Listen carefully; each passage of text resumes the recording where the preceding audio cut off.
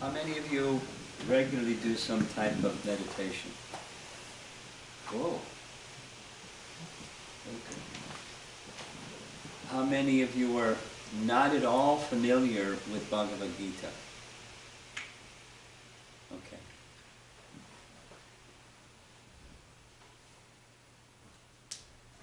So I'll do my best to connect with different people with different backgrounds and beginning points and so forth.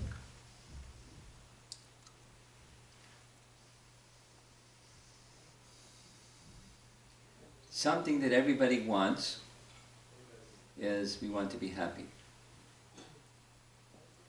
And the reason, there's a very natural reason why we want to be happy, and that is, according to Bhagavad Gita, that spark of life that is us, the animating force within the body, has these three characteristics.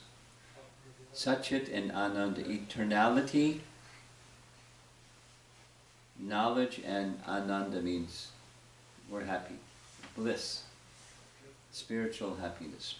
That's our constitution, is who we are. So we want to be happy because that's who we are. But we're looking for happiness in the wrong places or in the wrong manner.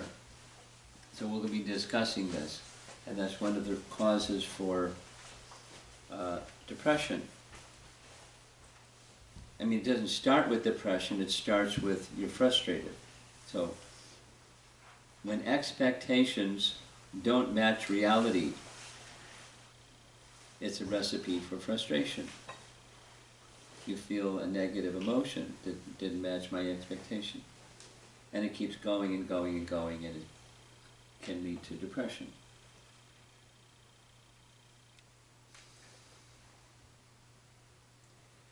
We're in a place, this physical realm is a place of duality. This is now Bhagavad Gita. Or from the Far East is yin-yang, meaning wherever there's this, there's that.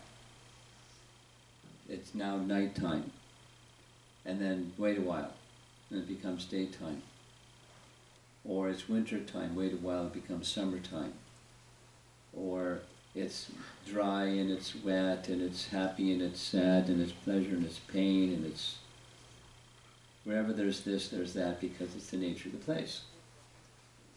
So, we want to be happy, and we're looking for happiness in the world of duality, and so we're buying ourselves into unhappiness.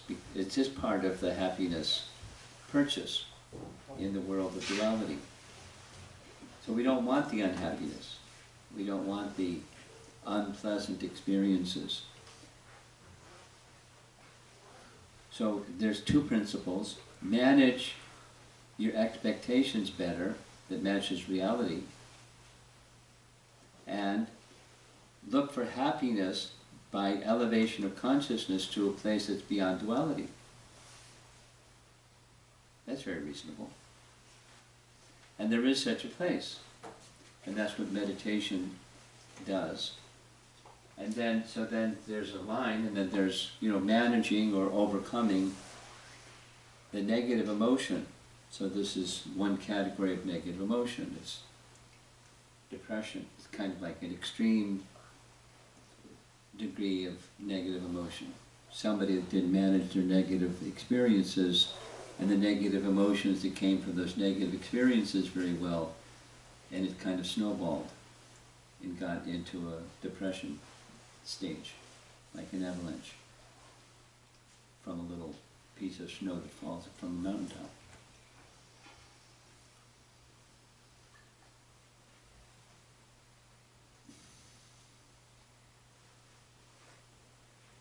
So it's fun. The little introduction is, I'll add to it. Once upon a time I was a college student too, and the person who became my spiritual teacher or spiritual master visited the university that I was attending, along with Allen Ginsberg. Those of you that are American-born, you have some idea. He was a famous or maybe infamous American poet that wrote this style of poetry, was stream of consciousness poetry, because he would, another thing he was famous for was LSD, so he would take LSD and then write poetry while he was taking LSD, or high from LSD, and so he had a certain style of poetry that became celebrated. And he was also famous for he liked very much India, and he liked meditation, and he liked mantra meditation. So Allen Ginsberg, and somebody that I recognized him when I saw him on stage. He kind of has an Albert Einstein look. He kind of bald in the front and hair that goes all over the place and big glasses. And I recognized him seeing. And the other I didn't recognize, and that was Srila Prabhupada. And they were chanting Hare Krishna together on a stage at the campus that I was attending. And that was, those of you from India, you know these Sanskrit terms. Lava matra sadhu sangha sarva siddhi hoy.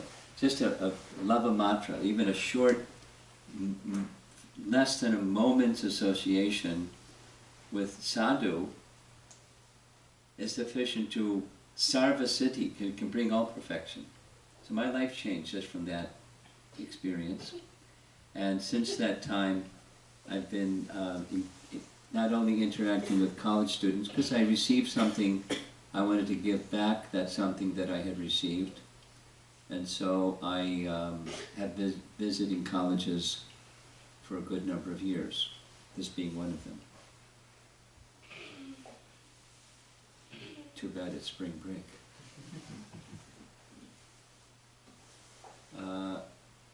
But I've also been doing mantra meditation for that same period of time. And from the first 25 years or so, I was chanting at least 2 hours every day, mantra meditation with as much absorption as I could for 2 hours every day. It's now grown to minimum 3 hours every day and more. So who can do something for 2 hours or 3 hours a day for every day, early in the morning, first thing in the morning? I mean, I was up at 1:30 this morning doing mantra meditation. This morning was 4 hours. But so, why do that? Because there's something there. And the something that's there is, those of you that do meditation, you know, that meditation connects you with a place of higher consciousness, just keeping it real simple terms. You feel it. You connect with it, and it lifts you, depending upon the nature of the meditation that you're doing, at least for some time. And my experience is sound meditation or mantra meditation, that higher consciousness connection stays with you throughout the day. And just a little quickly, just because people ask these questions anyways at the end, how'd you get started and what was it like and all that. So when I started this 2 hours a day, I was still in undergraduate school, accepted to medical school on my way to become a medical doctor. And I was thinking, I really like this meditation, and it's being encouraged that I chant 16 times around my meditation beads each day, and that takes 2 hours. So I don't have 2 hours, because I got lots of homework and lots of pressure. But I wanted to expand. I wanted to connect with that place of higher consciousness more. So I just kind of decided, let me try. So here's what happened. From chanting, doing mantra meditation for 2 hours, I didn't have to try for it, but the amount of sleep that I required diminish just because I was more energized by 2 hours. And so, same amount of feeling rested, but because my consciousness was so much more concentrated, I could complete my academic work in less time. I had like an extra half hour to 45 minutes every day that allowed me to then read Bhagavad Gita for a half hour, 45 minutes every day, just from mantra meditation 2 hours every day. It improved the quality of my internal life, it improved my academic life, and it gave me spiritual direction from reading Bhagavad Gita. So that was me. Not like that has to be anybody else. But there's potency, there's a spiritual potency connected with this meditation process. And when your consciousness becomes higher, then the negative emotion becomes less significant. It's not like it disappears necessarily, but because we're in a place of duality.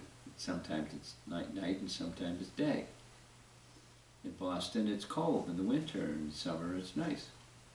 Just, come to Boston and it's cold in the winter. Just not stop getting cold because you do meditation. But you can transcend the biting cold easier if your consciousness is in a higher place than if it's not.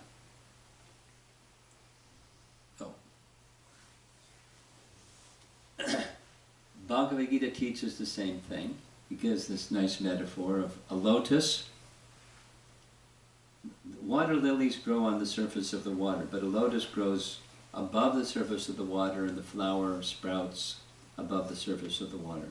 So if there's a storm and there's turbulence in the water, Bhagavad Gita teaches that the lotus leaf doesn't get wet. So similarly, when your consciousness is in this higher place, the things that happen that are unfortunate and cause negative emotion, they don't affect you like they would if you were, close to the situation and attached to the situation and identifying yourself with the situation. You can still deal with better intelligence and clarity if your consciousness is in this higher place. That's what the cover page means. So we'll go on to a little definition of people. This isn't a dictionary one. This is people that work in the field of counseling. Their terminology. Depression is an internal state of suffering due to locked up emotions. Not the emotions, but when you lock up emotions, they get bigger and bigger, and it's the mind that makes them look bigger and bigger. Feeling of powerlessness, this is my added, because the lower self overpowers the higher self. The higher self is who you are, and the lower self is these the lower emotions. Here's a lady, Dorothy Rowe, that says she's a counselor that deals with depression. And her words are, depression is a prison where you are both the suffering prisoner and the cruel jailer. That the problem isn't the negative emotion, the problem is putting yourself in jail because of the negative emotion. You'll see what that means shortly. So you have the key to get yourself out of jail because you put yourself in jail. You have the key. You can get out of jail. You don't have to stay in jail. You have to feel a prisoner of the emotion, not just the situation, but the emotion. A practical example of this, I like referring to Viktor Frankl. Has anybody here heard his name before? Viktor Frankl wrote a book in 1946, which was right after World War II. The title of the book was Man's Search for Meaning. It's a good book to read. He was a Jewish man in a Nazi concentration camp, and he survived. And while he was in the Nazi concentration camp, there wasn't anything he could do about the situation. He is a prisoner of the situation, but he wasn't a prisoner of the emotion. Because, as he wrote later in his book, and then counseled people, his purpose of life, that which has sustained his life and protected him, there's details in the book, how it protected him.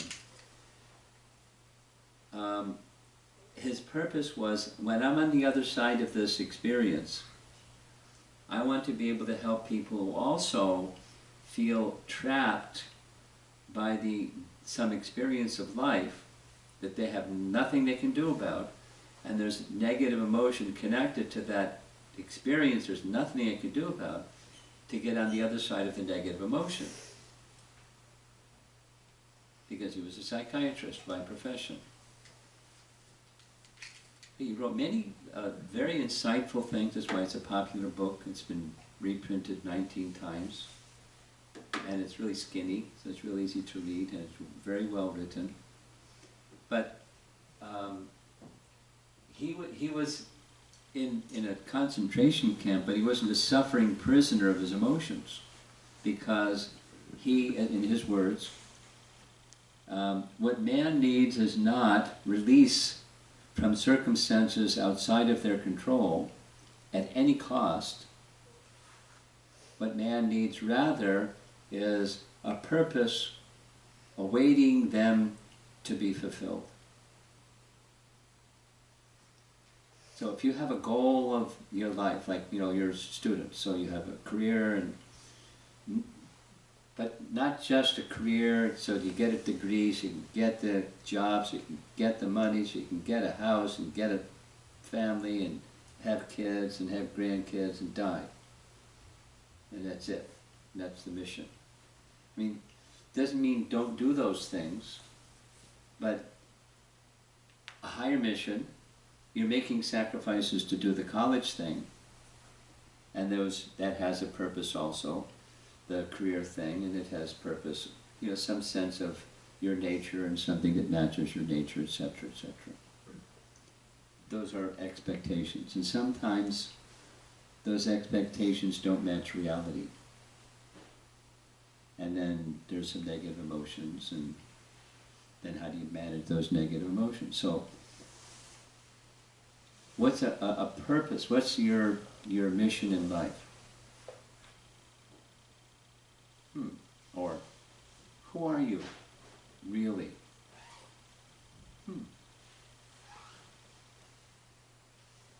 I'm going to tell a story. I'll get back to the text, but it's connected.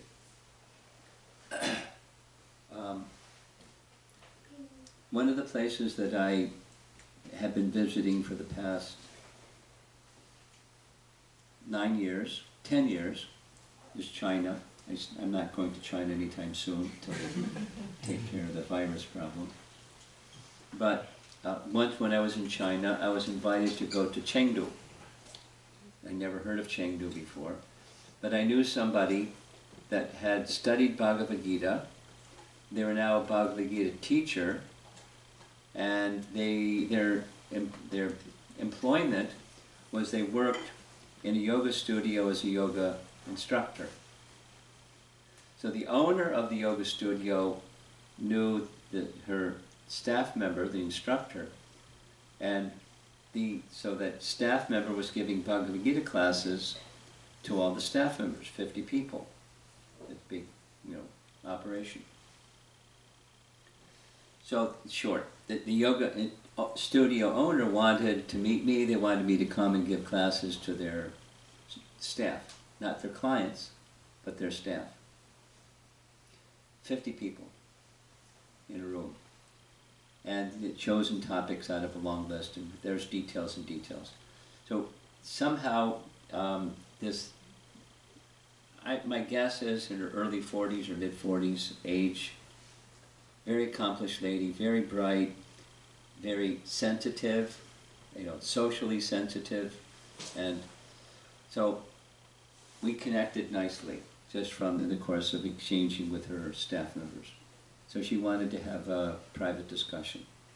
So there's a translator, the yoga instructor, staff member, the yoga studio owner, and myself. So we're sitting, we did our little social exchanges, and I said, so what's on your mind? What is it that you wanted to discuss? So she's like, she's a sharp lady. She said, I want some assistance from you with something. From the time I was a little girl, try to do it fast. From the time I was a little girl, I always had this sense, there's a mission to my life. So someone came along and said, do really well in academics, it'll help you find your mission in life. So I did really well in academics.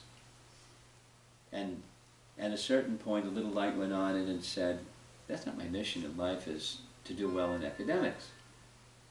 And then somebody said, well, of course, the purpose of doing well in academics is to make money. So make money. And then your mission in life, you'll be able to fund your mission in life. So okay, I made lots of money, this and that and the other, and the little light went on saying, making a lot of money is not my mission in life. So someone else said, of course not, and you should be a leader and lead other people to good places. And so I worked on that, and I became a leader of many things, and little light went on saying, being a leader is not my mission in life. And then someone said, well, of course not. You have leader, you have money, you have smarts, so, do charity and help other people. So I've been doing that, and something's missing. So what's missing? Where do I go from here? How do I connect with my mission in life? That was what you wanted to talk about.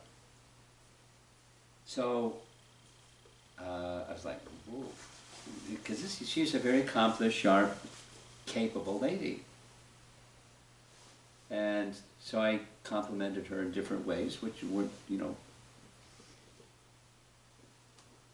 she understood her staff people better than the staff people think that she understood her staff people from their exchanges. She's a very capable person. Except it's like you're trying on different costumes and which one is me, but you don't know who you are.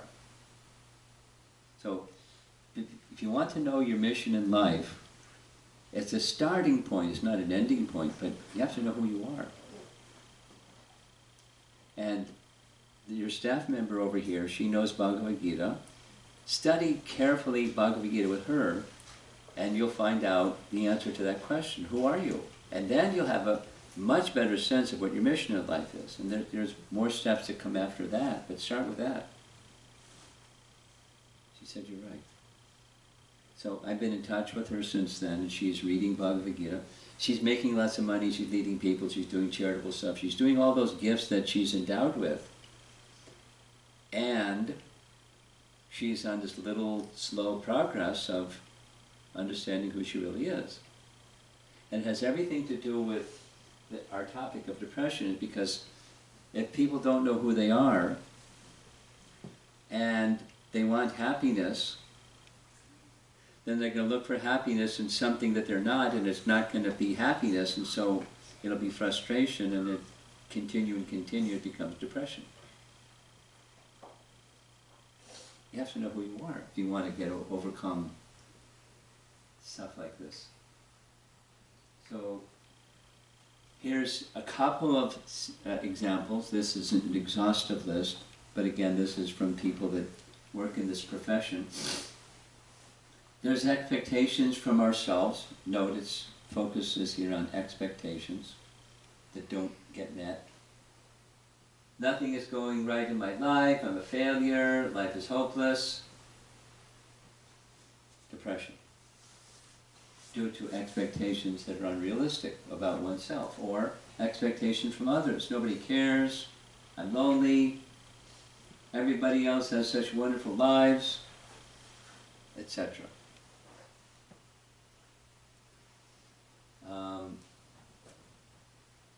I haven't verified this, but I was told from 3 different sources that the UK now has a new ministry.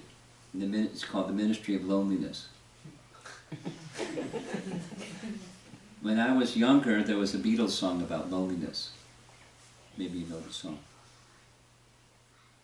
Now, because it's a feeder for depression, and it's very costly to the people and to the government to deal with depression. And a big feeder is loneliness, isolation, and so forth.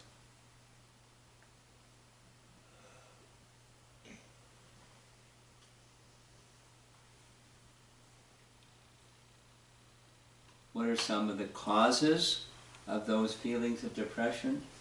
This isn't the only one, but there's toxic ways that we can compare ourselves with others. Now, there's wholesome role model persons that we look up to, and there's wholesome, you have friends and you're inspired by trying to improve, and there's toxic. It's just like stress.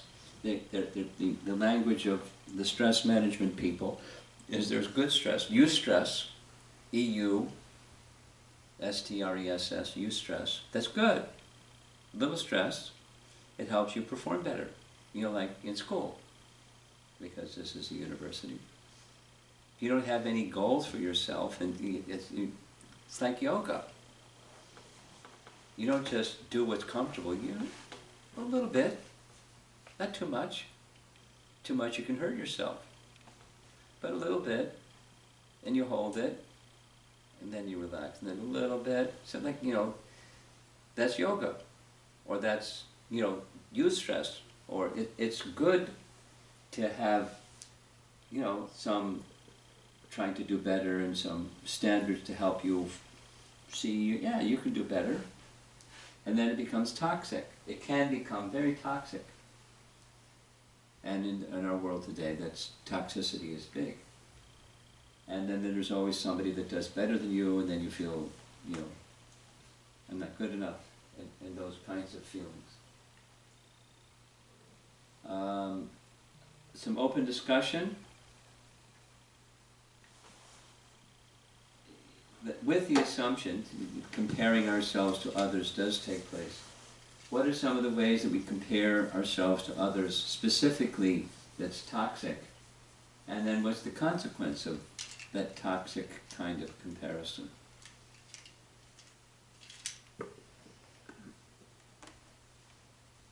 I'm going to put the microphone down, see if... Does this happen in your lives or around you with people that you know and are dear to you, and they compare themselves and they start to feel something? Yes. Anyone? I've learned to be very patient, so I can just be quiet for a while. Somebody wants to share some thought on this?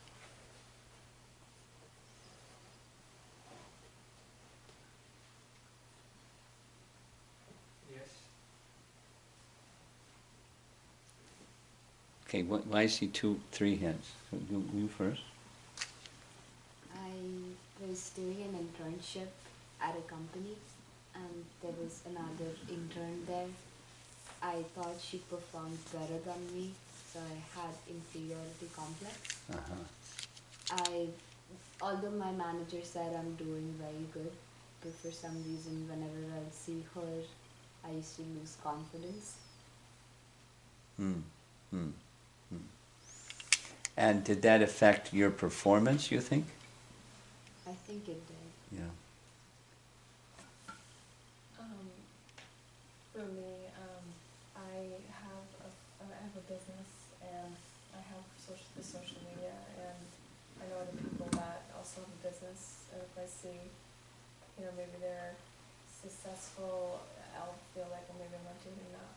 Like there's always, I'm not doing enough in my work. Even I feel silly saying this, but like even like in people's practice, even spiritual practice, I do teach, and I feel like, oh, maybe I'm not coming up with really good enough information, or with my writing, like I'm always comparing myself online, yeah, if I see other people in businesses and stuff. So. Behind you? Yes. I constantly compare myself to my family. I'm a middle child. I have 2 brothers. Ooh, Both middle of my child brothers- is tough. Yes.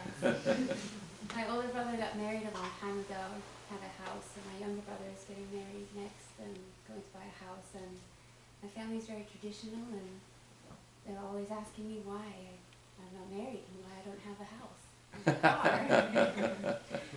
And it makes me feel like an outsider in my own family because I don't want the same thing.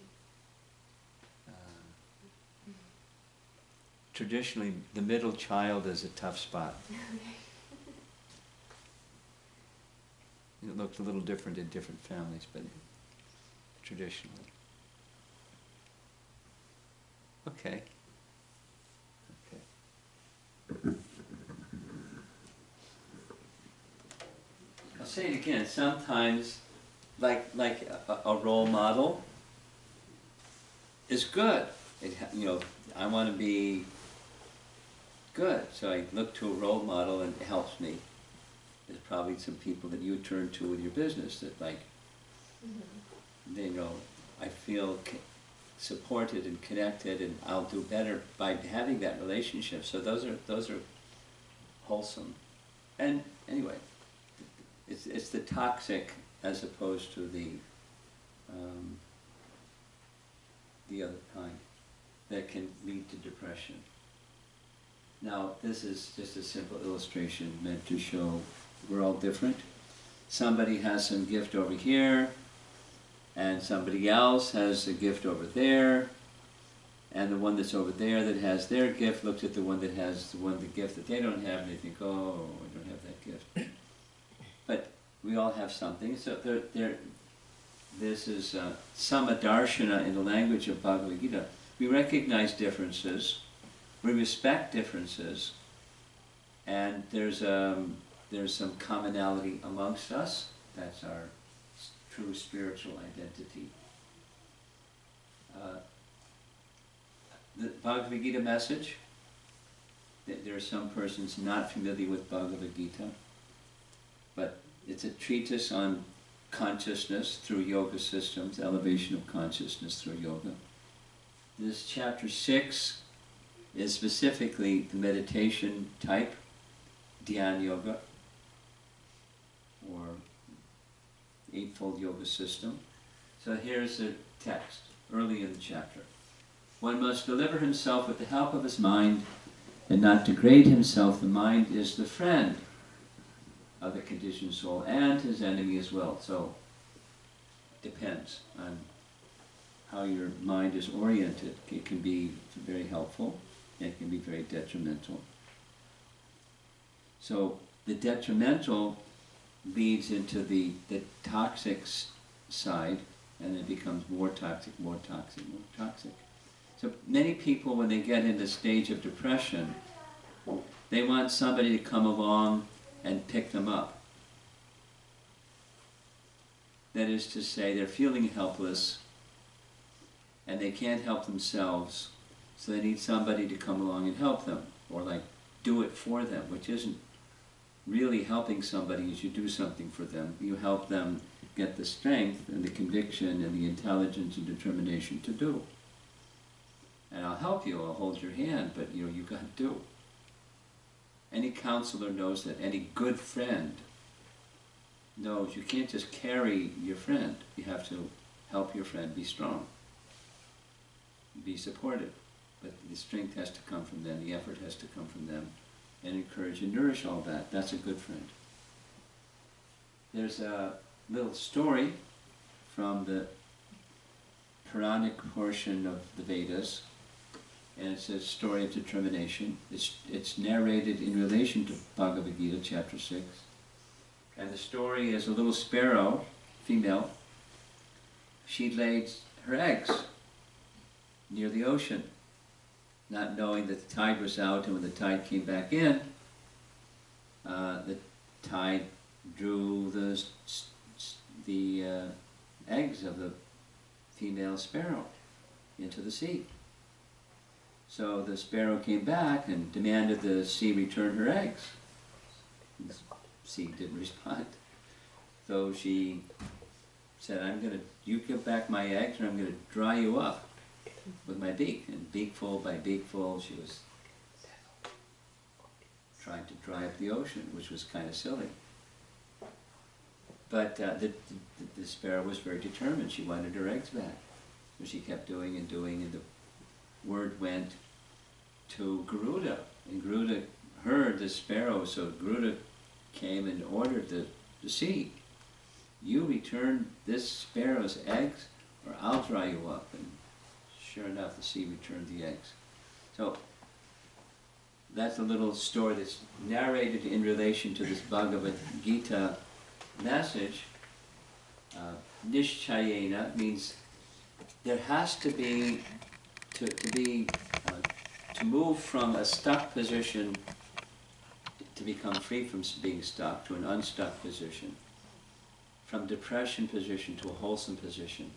There has to be some effort, and the effort has to be sustained. There has to be some determination. That's part of what helped people get free from being stuck, is you help them have a confidence in themselves. Let's give some examples at the very end of this. Things that you can do when you have a friend or somebody you come to meet, somehow it happens, and somebody's in this really bad condition, or depressed or broken, and with their eyes tearing, looking for help. And what are you going to do? So there's some things that you can do. You can help them regain some confidence in themselves that they can help themselves. You'll see at the end. One of the very best remedies that was, from that introductory slide, is to know who you are. Now, those of you that are not familiar with with Bhagavad Gita, I mentioned it's like yoga systems that elevate consciousness. Karma yoga, everybody knows karma. Yoga of work. Yoga of meditation, Dhyana yoga, chapter 6, Bhagavad Gita. Bhakti yoga, yoga of devotion. So there's another yoga system called Sankhya yoga. Those of you from India, you know Sankhya yoga. It's analysis of matter and spirit. Categories of matter, categories of spirit. We belong to the category of spirit. So this is a little Sankhya yoga lesson from Bhagavad Gita. According to Bhagavad Gita, or the whole Vedic paradigm, there's 5 gross elements that mix: earth, water, fire, air, and sky. And each of those elements carry the capacity of sound is within the sky, sense of touch is within the wind or air, movement of air. Fire carries the capacity of form, and you can see form because of fire.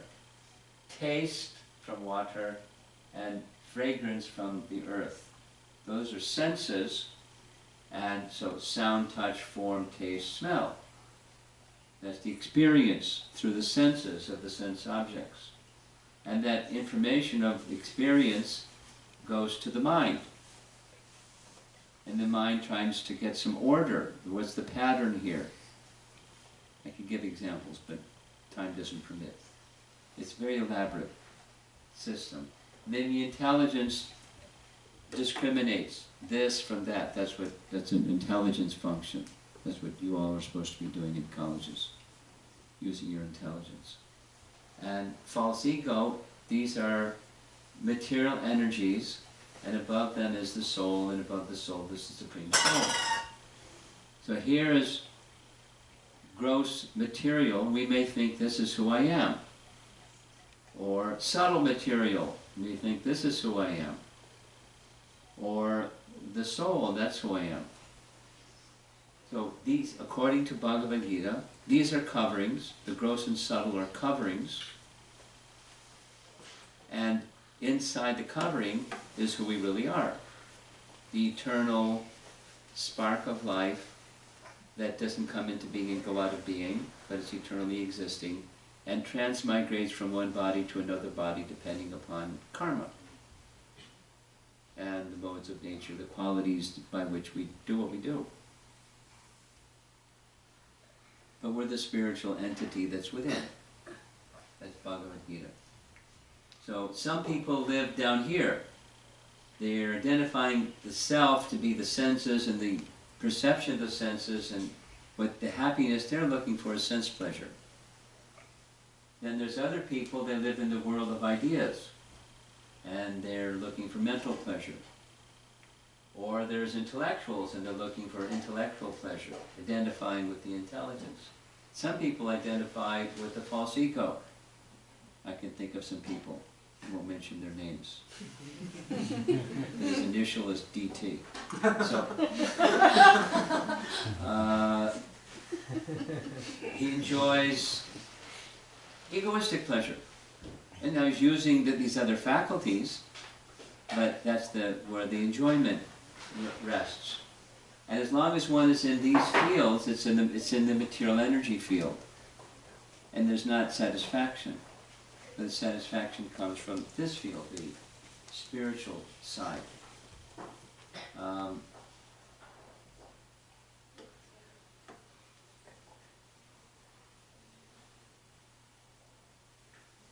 I like to teach Bhagavad Gita, and I hope you can put up with me doing that. There's some very important principles that can guide higher consciousness and help relieve the distraction of lower consciousness while you're going through some negative emotion. This is meant for that purpose. So, Bhagavad Gita teaches there are three modes of nature, corresponding with like the three primary colors. Yellow, red, and blue mix make all colors. Similarly, the three modes, goodness, passion, ignorance, makes all of material existence. So as long as we're identifying with down here and the material nature, the covering of who we really are, we forget who we really are, and we're bewildered. We have amnesia. And we suffer in that not knowing who we are condition. When one's higher awareness fails and finally disappears, and one is thus unable to concentrate his attention, his mind is ruined and manifests ignorance and depression. You should understand this situation to be the predominance of the mode of ignorance, that's the darker mode. And here's another place, similar idea. I'll read it slowly. Carefully consider the position of the Atma, that's the self, the spiritual entity within. In other words, try to understand who you are, whether body, mind, or soul. This was what I was saying to this lady in Chengdu. Please consider who you really are. If you want to know your mission, you have to know who you are first. Consider where you have come from, where you are going after giving up this body, and why you're under the control of material limitation. Try to understand your real position in this way. And then you'll be able to give up your unnecessary attachment. You will also be able to give up the belief that this material world is eternal. Thus, you will obtain peace. And when your mind is peaceful, then you can think clearly, and your intelligence is sharper. You're going to make better decisions, and you can accomplish things you want to accomplish much more swiftly. So this is a chart saying the same thing. When we have material conceptions of who we are, we generally will have unreal expectations of happiness and what we can expect from other people and so forth. You know, what you can expect from your career development by attending the university. Expectations may not match reality. And when expectations don't match reality, then you feel discouraged. You feel disappointed. You can recalibrate and keep going on, but better to have expectations that match reality. And it starts with reality of who you are. If you have that one aligned with your expectations of what you do, you'll be a much happier person. So this is from the counseling people. Manage expectations. And it's a step for overcoming depression. There's a lot to say on this topic, and I'm not going to say all that's to be said on the topic. But as I mentioned, the nature of this place where we live, there's happiness, there's sense, contacting sense objects, and there's a buzz. It's called happiness. And there's also misery. It's just the nature of the place. And whatever that happiness or distress, it's temporary. It's the nature of the place. The night becomes day. The misery becomes happiness. The success becomes failure. The failure becomes a pillar to success. So when we get so caught up in the temporary, we lose track of the big picture. Just because there are conditions of misery in this world, you don't have to stay miserable. This is the spiritual advocacy. The goal of taking to spirituality is feeling real happiness, which is possible when we give up the lower forms of pleasures. You have to let go of something to... I'm holding on to this device. If I wanted some water, I'm okay, I don't need water. But if I did, I'd have to let go of this to take the other. You have to let go of that which is the source of misery to take hold of that which is the source of happiness. We have to have the power of discrimination to see what's the source of happiness, what's the source of misery.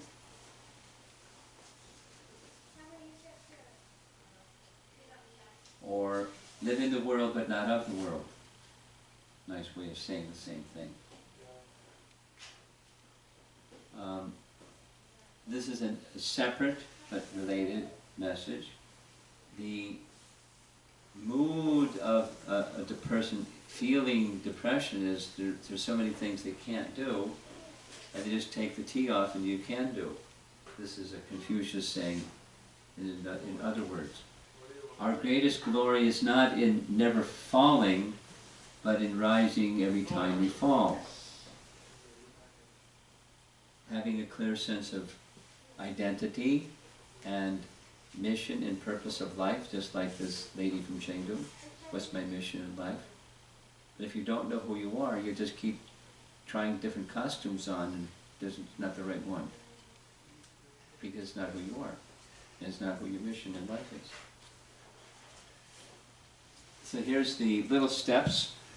Message again, this is very helpful if you have to assist somebody that's struggling in a getting depressed or deep in depression state. Not easy thing to do, but here's some advice.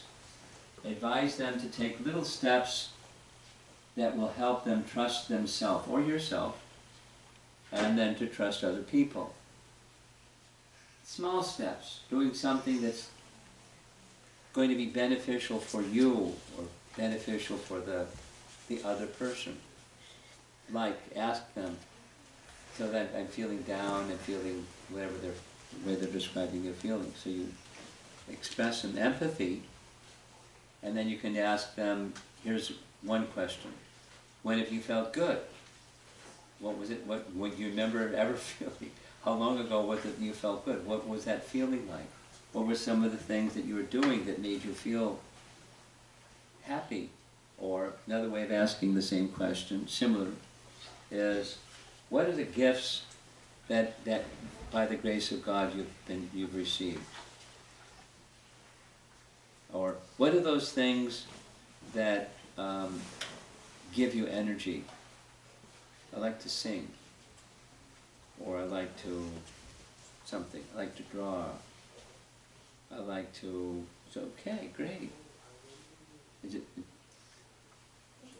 The first time I met a couple some years ago, the wife had just had a miscarriage. Now, I've never had the experience of a miscarriage, but I've had experience of interacting with people that, ladies that have. And I know it's very difficult. So my empathy went to her, although I had been through it myself. And my advice at the time was, grieving is natural, and something that will help you not just linger in the grieving condition is ask yourself, what are some gifts that God has given you?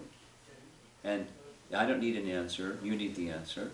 And then some of those gifts that God has given, say thank you to Him and offer them back.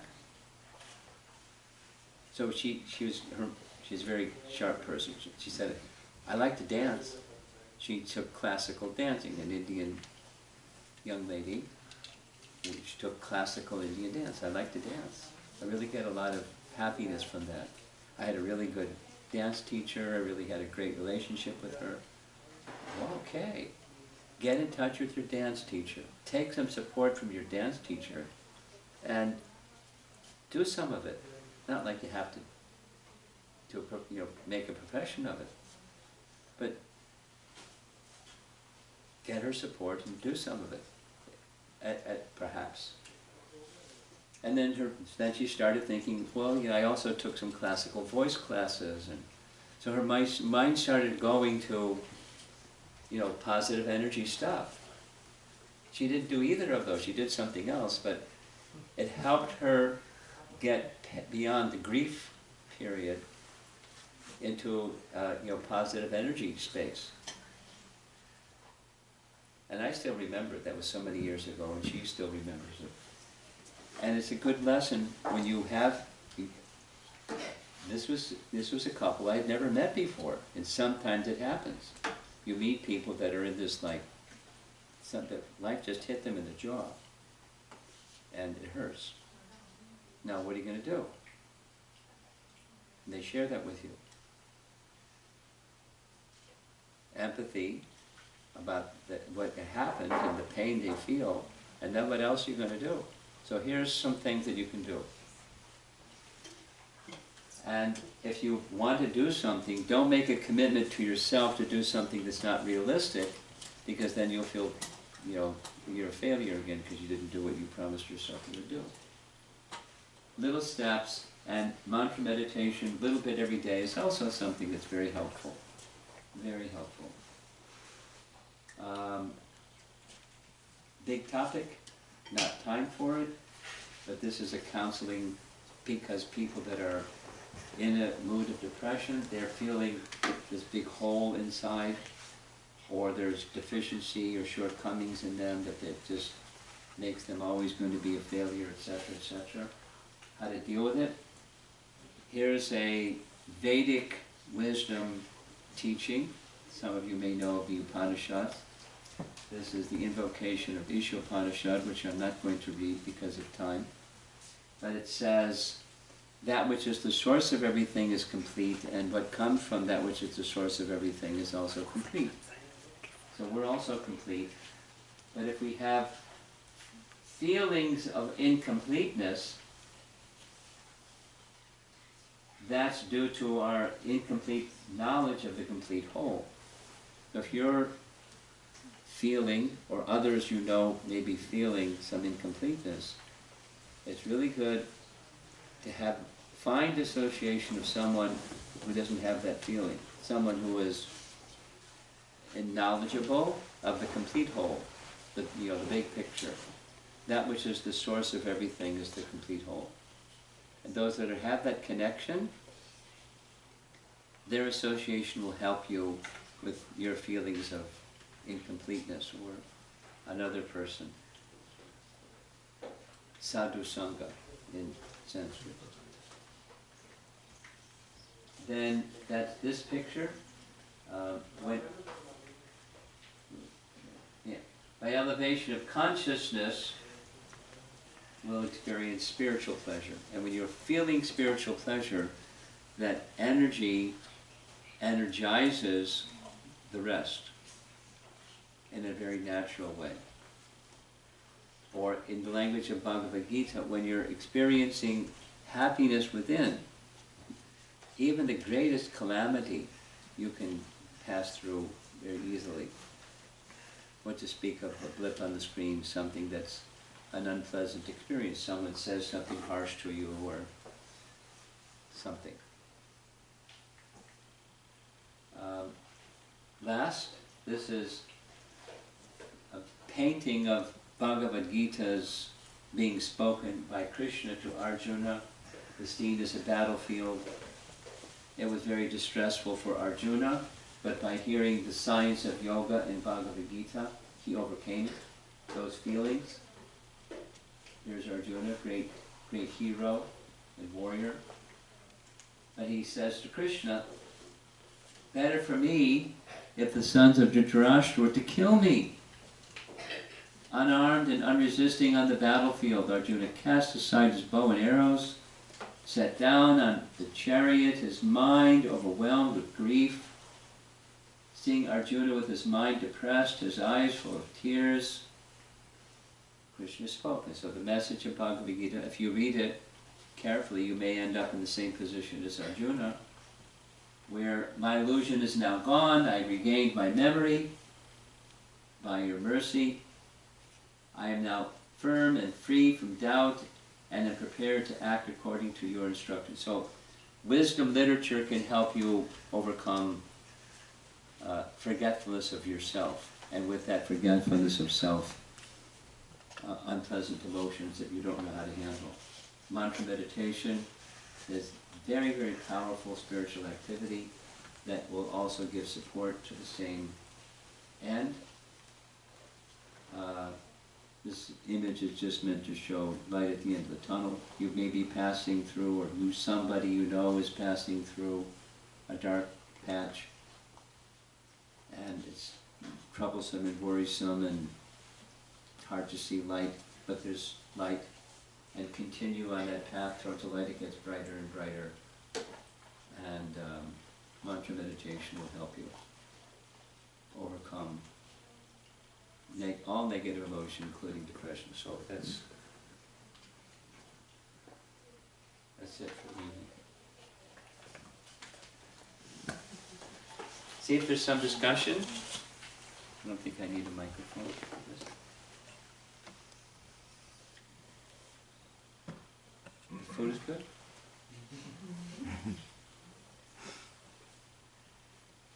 You want some more? Sorry? Would you like some more? More what? More prashadam? Oh, no, thank you. Okay. Yeah. Maharaj, you said that the expectations should match reality. Yeah. Can you talk more about it and give some examples? Well, there's material expectations and there's spiritual expectations. Start with that. One of the big mistakes that people make, this is now, have you heard of nonviolent communication? So, in the model of nonviolent communication, it's a mistake to think of people, your purpose in relation to me is, I have my needs, and your purpose is to fulfill my needs. That's an expectation that doesn't match reality. I'm responsible to meet my needs, and I want to have a wholesome life. I have relationships, I have my social needs. I want friends, I want companionship, but that's a need, and so your existence is not to meet my needs. But I have a need, so I'm going to select persons carefully that I want to have a close relationship with, that, you know, they're trustworthy people. You know, so I have my criteria about what my needs are, but it's my responsibility, not somebody else's. Or say it negatively. As long as I'm thinking, your existence is to meet my needs, then I'm in jail, and I'm holding the key. And I can get out of jail that says, you know, your purpose is, you're an entity that I can render some service to. It's a service mentality instead of, that's a realistic expectation. I may not know how to serve somebody. Let's say, you know, my brother and sister who are married, and I'm the little kid and I'm not married yet, and don't have a house yet. So I may not know how to serve them, but, you know, their existence is not to meet my needs. I am who I am, and I want to know better who I am, but they're not meant to meet my needs. That their existence is not, my needs are to be met by them. So that's an example. I do want to know what their needs are, so I can serve them better. And I may not be able to. I may not be, it doesn't have to be part of my skill set to take care of what their needs are. But I want to be, that's my mindset. That's my social need. I want to be in service. So I'll connect best with those who I do understand what their needs are, and I have the capacity to meet their need. At least I can be, you know, in empathy with what their need is, if I may not be able to fulfill it, or be useful in their meeting their needs. But that's not. So,